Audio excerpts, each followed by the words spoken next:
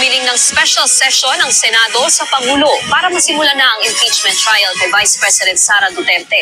May mungkahi naman ang isang dating Supreme Court Justice kung paano yan gagawin. Nasa frontline ng balita niyan si Carrie Cator.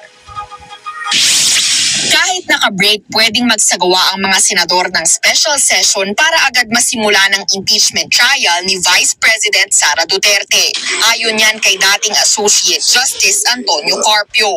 Posible raw ito kung hihilingin mismo ng Senado kay Pangulong Bongbong Marcos at mabibigyan sila ng higit 20 araw. Dagdag ni Carpio, pwedeng idaan yan sa pag-amyenda sa General Appropriations Act ng 2025.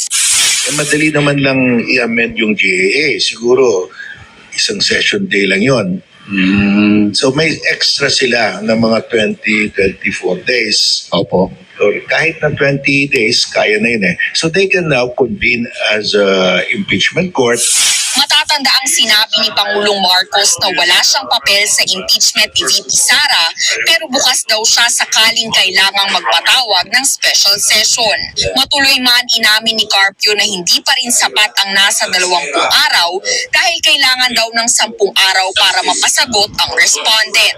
Ang pwede naman daw gawin dyan ng Senado, kumuha ng judicial affidavits sa mga testigo.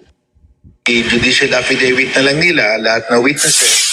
So pag tawag ng witness, cross-examination, mabilis na.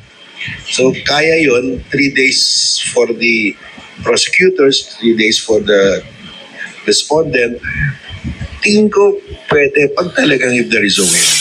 Sa usapin naman ng pagpapa-inhibit sa mga kaalyado ng bise sa impeachment trial, iginiit ni Carpio na voluntary lang ang inhibition at hindi pwedeng iobliga ng Senado.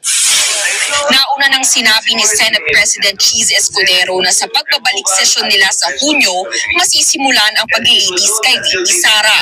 Kung talagang hindi raw itutulak ng Senado na magkaroon ng special session, ayon kay Carpio, pwedeng sampahan na lang muna ng kasong plunder si VP Sara, partikular sa kanyang paggasta ng 125 billion pesos na confidential funds. Oras na makasuhan ang bise, pwede rin siyang madisqualify sa pwesto. So if it's a plunder case, it will be non-bailable.